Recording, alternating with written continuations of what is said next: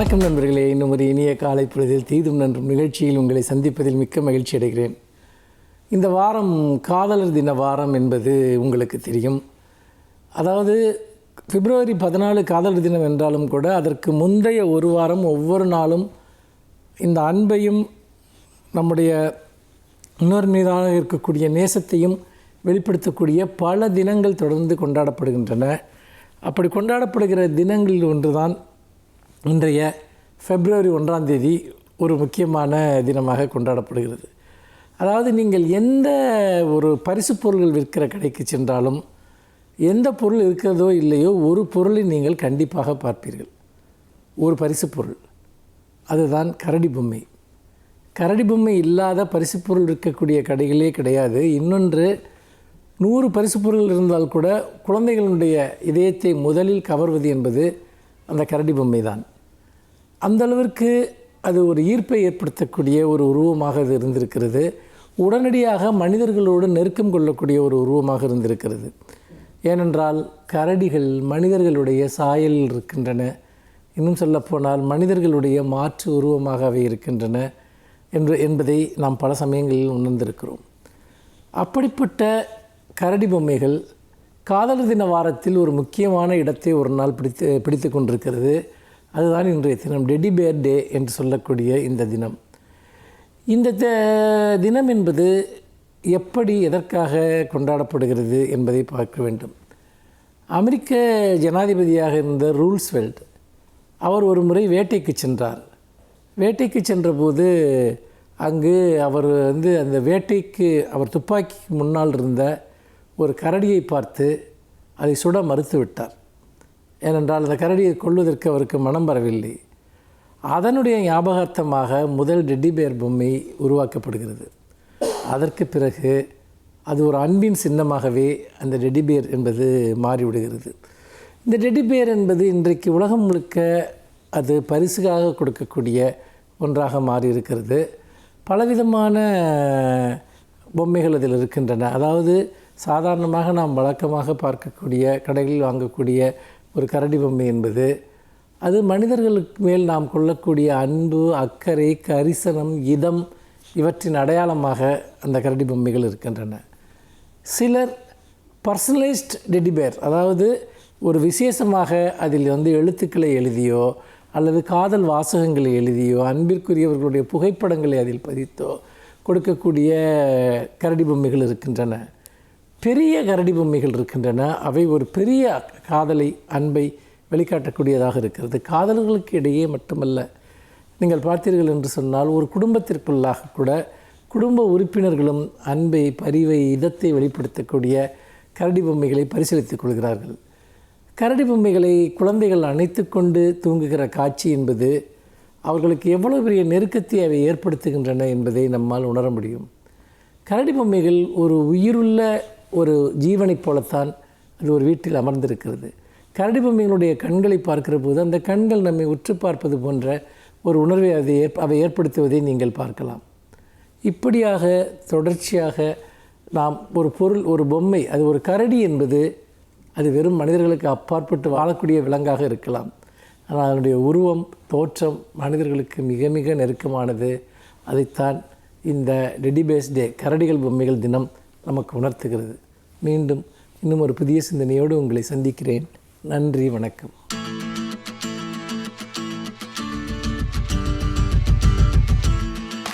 அனைவருக்கும் என் அன்பு வணக்கம். ஐயா பெரியார் அவர்களின் சிந்தனை மிக அழுத்தமானதும் மற்றவர்களின் சிந்தனைகளிலிருந்து மிக நுட்பமாக வேறுபட்டதும் ஆகும். ஒரு மணமக்களுக்கு அறிவுரை சொல்லுகிற போது கூட பெரியார் எவ்வளவு கவனமாக என்னென்ன விதமான அறிவுரைகளை சொல்லுகிறார் என்று நாம் பார்க்க வேண்டும். குறிப்பாக அவர் சொல்லுகிற நேரத்தில் அந்த மணமகன் குடும்ப தலைவனானதற்கு பிறகு ஒரு நாளும் மனைவி இடத்திலே அதிகாரம் செலுத்தக்கூடாது என்று குறிப்பிட்டு விட்டு அடுத்த வரியில் அவர் எழுதியிருக்கிற அந்த தொடர் எல்லா இடங்களுக்கும் எல்லோருக்கும் மிக பொருத்தமாக அமைகிறது. அவர் மணமக்களுக்குத்தான் அறிவுரை சொல்லுகிறார்.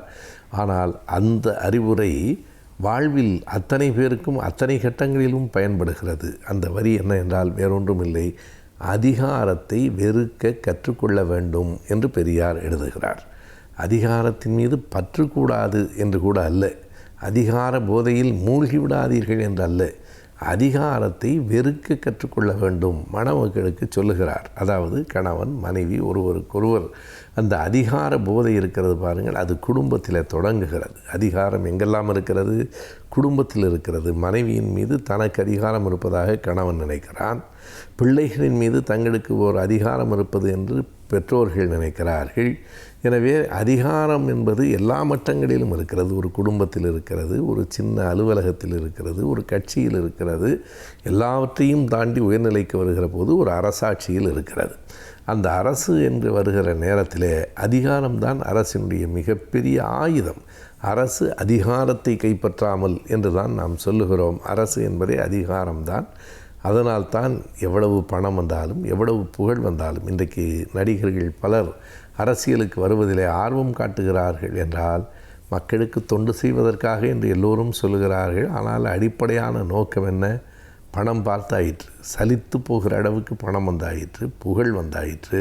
அதற்கு பிறகு இந்த பதவியும் கிடைத்தால் அந்த பதவியின் மூலமாக ஒரு அதிகாரம் வந்து சேரும் என்பது தான். அதிகாரம் என்பது வேறு எதை காட்டிலும் மிக கூடுதலான ஒரு போதை என்று சொல்ல வேண்டும். நாம் வருகிற போது காவல்துறையினரை பார்த்து அச்சப்படுகிற இயல்பான ஒரு சாதாரண குடிமகனின் மனநிலையிலிருந்து காவல்துறையினர் தங்களை பார்த்த உடனே சல்யூட் அடிக்கிறார்கள், தங்களை பார்த்த உடனே அவர்களே அச்சப்படுகிறார்கள் என்கிற நிலைக்கு இந்த அதிகாரம்தான் நம்மை உயர்த்தி இருக்கிறது என்கிற மனநிலை எல்லோருக்கும் வந்து சேர்கிறது. எனவே அதிகாரத்தின் மீது யார் ஒருவருக்கும் ஒரு பற்றுதல் வருவது இயல்பு. பெரியார் என்ன சொல்கிறார் என்றால், அந்த பற்றுதலை கொஞ்சம் தனித்து வையுங்கள், அந்த பற்றுதலுக்கு ஆளாகாதீர்கள் என்றெல்லாம் கூட அல்லாமல் அதிகாரத்தை வெறுக்க கற்றுக்கொள்ள வேண்டும் என்று சொல்கிறார். அது ஒரு மிகப்பெரிய மனநிலை. அதிகாரம் என்பதே ஒரு வெறுப்புக்கு உரியது. அந்த அதிகார போதையிலே தான் நாம் பலருக்கும் அடிமையாகிறோம், பலரை நமக்கு அடிமை என்றும் கருதுகிறோம். சுயமரியாதை இயக்கம்தான் ஐயா பெரியார் கண்ட இயக்கம். சுயமரியாதையினுடைய பொருள் என்ன என்று கேட்டால், பலர் நாங்கள் யாருக்கும் அடிமை இல்லை என்பதுதான் சுயமரியாதை என்கிறார்கள். உண்மைதான், நாம் யாருக்கும் அடிமை இல்லை என்கிற அந்த மன திட்பம்தான் சுயமரியாதை. ஆனால் அது ஒரு பகுதி தான். நாம் யாருக்கும் அடிமை இல்லை என்பது மட்டுமல்ல, நமக்கு யாரும் அடிமை இல்லை என்று உணர்வது தான் சுயமரியாதையினுடைய முழுமையான பகுதி. அதுதான் அதிகாரத்தை வெறுத்தல். நான் யார் ஒருவனையும் அதிகாரம் செய்யலாம் என்றாலும் செய்யக்கூடிய இடத்திலும் அதிகாரத்தை செலுத்த மாட்டேன் என்று சொல்லுவது. ஏனென்றால் அதிகாரம் வெறுக்கத்தக்கது. அடுத்தவன் மீது தான் செலுத்துகிற அதிகாரம் என்பது தனக்கு பெருமை சேர்க்காது, அது வெறுக்கத்தக்கது என்பதை உணர்ந்து கொள்ள வேண்டும் என்று பெரியார் சொல்லுகிறார். ஏன் இதை மணமக்களுக்கு சொல்ல வேண்டும்? அரசியல்வாதிகளுக்கு சொல்லுவது அல்லது வேறு போட்டிகளில் இருக்கிறவர்களுக்கு சொல்லுவது என்பது வேறு. ஏன் மணமக்களுக்கு சொல்ல வேண்டும் என்றால், குடும்பத்திலிருந்து தான் அது தொடங்குகிறது. எந்த ஒன்றும் வீட்டிலிருந்து தான் தொடங்குகிறது. இந்த அதிகார போதையும் வீட்டிலிருந்து தான் தொடங்குகிறது. எனவே இந்த அதிகாரத்தை வெறுக்க கற்றுக்கொள்ள வேண்டும் என்று பெரியார் சொல்லியிருக்கிற இந்த அறிவுரை மிக ஆழமானது. இன்றைக்கு பெரியாரை பற்றி தவறாக பேசுகிற பல முட்டாள்களுக்கு அவருடைய ஆழமான அழுத்தமான அறிவு என்ன என்று புரிவதில்லை.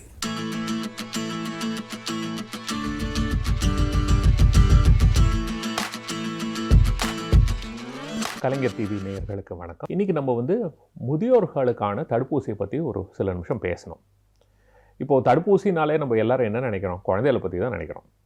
அப்படி நினைக்கிறது ரொம்ப தப்பு. தடுப்பூசிங்கிறது எதுக்கு போடுறது? பாதுகாப்புக்காக, அதாவது ஒரு வியாதி வராமல் இருக்கிறதுக்காக.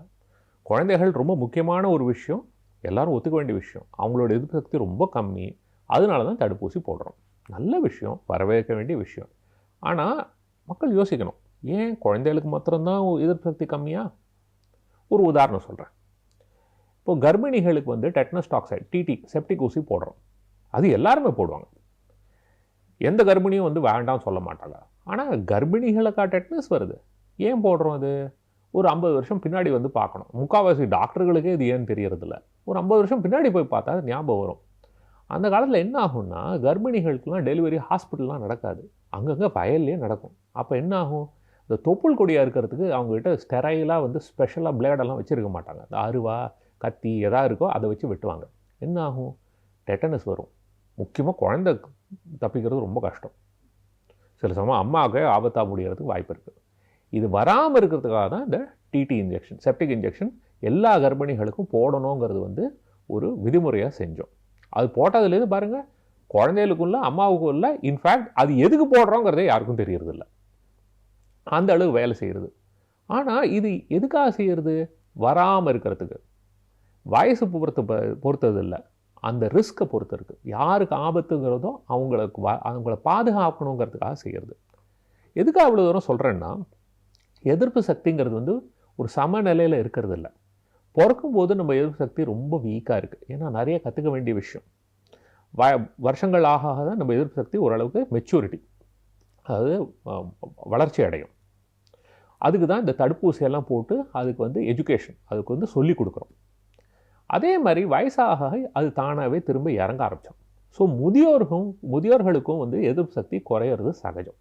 இந்த மாதிரி இருக்கும்போது அவங்களுக்கும் இந்த மாதிரி வியாதிகள் வரத்துக்கான வாய்ப்பு ரொம்ப ஜாஸ்தி.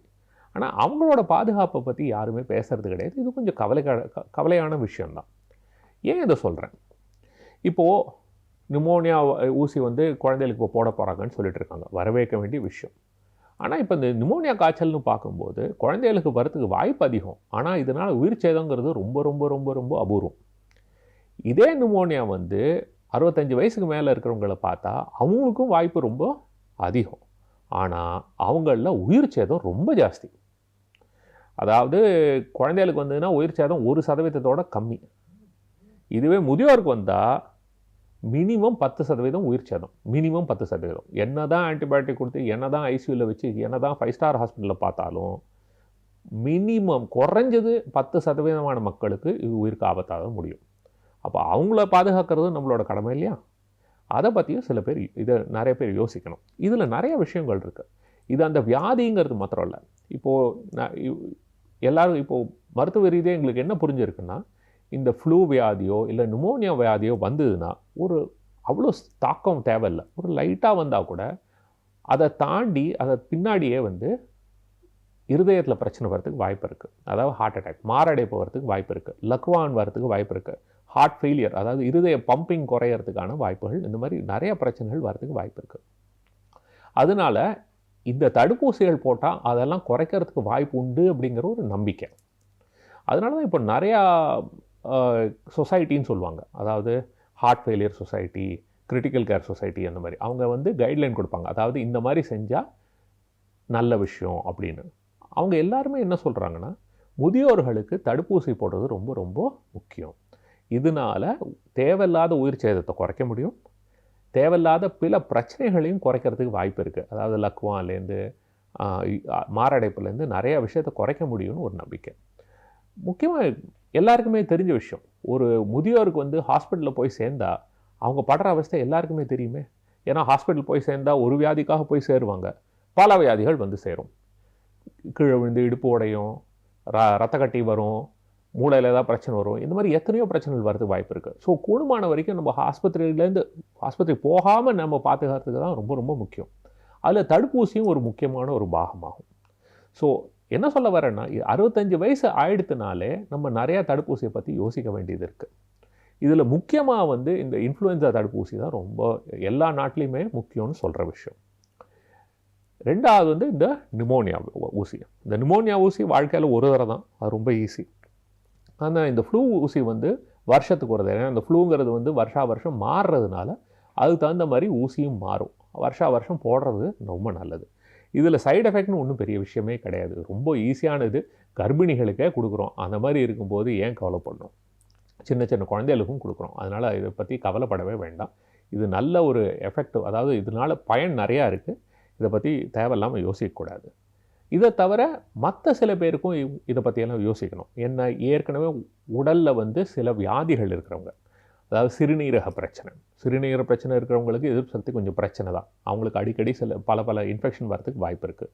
அதே மாதிரி இருதய வியாதி இருக்கிறவங்க, நுரையீரலில் பிரச்சனை இருக்கிறவங்க, ஈரலில் பிரச்சனை இருக்கிறவங்க, இப்போது கல்லீரல் மண்ணீரல் அந்த மாதிரி வியாதிகள் ஏதாவது இருந்ததுன்னா, இந்த மாதிரி இல்லை எதிர்ப்பு சக்தி கம்மியாக இருந்ததுன்னா, கேன்சர் வைத்தியம், ஸ்டீராய்டு வைத்தியம், எய்ட்ஸ் வியாதி, இந்த மாதிரி வியாதிகள் இருந்தாலுமே எதிர்ப்பு சக்தி கொஞ்சம் மற்றவங்களோட கொஞ்சம் கம்மி தான். இந்த மாதிரி மக்களுக்கு வந்து இந்த மாதிரி தடுப்பூசி போடுறதுங்கிறது ரொம்ப நல்ல விஷயம். பிற்காலத்தில் பிரச்சனை வராமல் பாதுகாக்கலாம். இப்போது இந்த பிரச்சனை வந்தால் நம்ம ட்ரீட்மெண்ட் எடுக்கலாமே, இதுக்கெல்லாம் வைத்தியம் இருக்கேன்னு நிறைய பேர் சொல்கிறாங்க. ஆனால் ஒன்று ஞாபகம் வச்சுங்க, வருமுன் காப்போம் தான் நல்லது. வந்த பின் நம்ம அவஸ்தைப்படுவோம், வைத்தியம் பண்ணுவோம்னா தடுப்பூசியோட வேலை எங்கே, ஒரு வியாதியோட வைத்தியத்தோட வேலை எங்கே? ரெண்டாவது, என்னதான் பர்ஃபெக்ட் வைத்தியம் பண்ணாலும் நான் சொன்ன மாதிரி ஒவ்வொரு வியாதியிலும் ஓரளவுக்கு உயிர் சேதம் இருக்குது. அதை குறைக்க முடியாது. அதை குறைக்கணும்னா அதுக்கு ஒரே வழி வராமல் பார்த்துக்கிறதுக்கு தான். ஸோ இப்போ வீட்டில் வந்து நீங்கள் எவ்வளோக்கு எவ்வளோ குழந்தையெல்லாம் நீங்கள் வந்து பாதுகாப்பாக பார்த்துக்கிறீங்களோ, அவங்களுக்கு வந்து தடுப்பூசியெல்லாம் போட்டு அவங்க உடம்பை நன்னா பார்த்துக்கிறீங்களோ, அதே மாதிரி உங்கள் வீட்டில் இருக்கிற முதியோரையும் கொஞ்சம் கவனிக்கிறது ரொம்ப நல்ல விஷயம். அவங்களுக்கு இதுக்கு தகுந்த மாதிரியான தடுப்பூசிகள்லாம் போட்டு அவங்களோட ஆரோக்கியத்தையும் நம்ம நன்னா கவனிச்சுட்டோம்னா அவங்க வந்து மேற்கொண்டு யார் மேலேயும் பாரமாக இல்லாமல் ஒரு சுதந்திரமாக இருக்கிறதுக்கு ஒரு நல்ல வாய்ப்பு இருக்குது. இது பொதுமக்கள் எல்லாரும் உணரணும். நன்றி, வணக்கம்.